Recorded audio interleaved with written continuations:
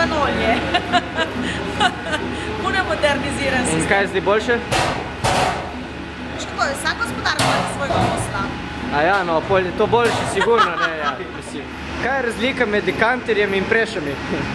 Preša je star sistem pridobivanja olja s stiskanjem dodvajanja olja, dekanter je centrifuga. In zdaj kaj je boljše?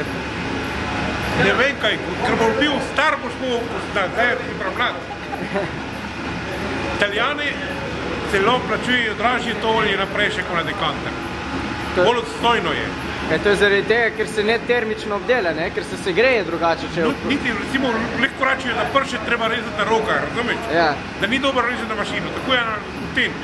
Tam se uničujejo silnice z centrifugo, zdaj je samo stiskanje. To je. Da me nabiš dal v črno kroniko? Ne bom. Obljubim. Poglej, koga toplota prisili, da on pride zorema. Ja, nekratko.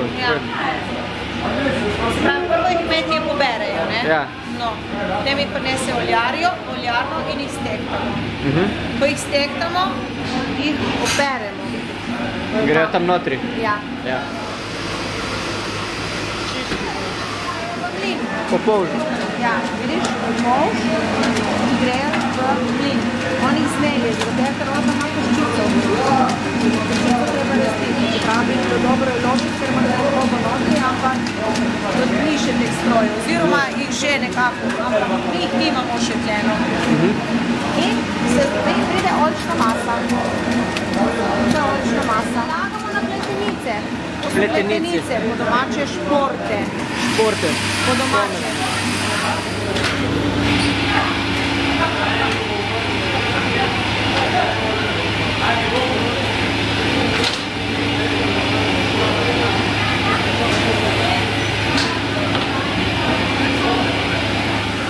To je tam. Preša ga stiska 45 minut. Ja? Nekje do 400 tister. In dobimo ven oljčno olje in vodo, oljčno vodo. Ja. In kaj se naredi pol, kako se to loči? Ne gre pa v separat. Filter. Ja, po domače filtriramo, po slovensko separiramo. Separiramo. Ja. Za kmetje velja filtriramo. Dobro. Voda gre v kanalizacijo in olje gre v direktno, se pravi, poberemo, jih stehtamo, jih operemo, jih smeljemo, jih stisnemo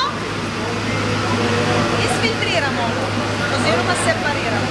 Torej 6 pas, koliko? 6 variant. Ok, hvala.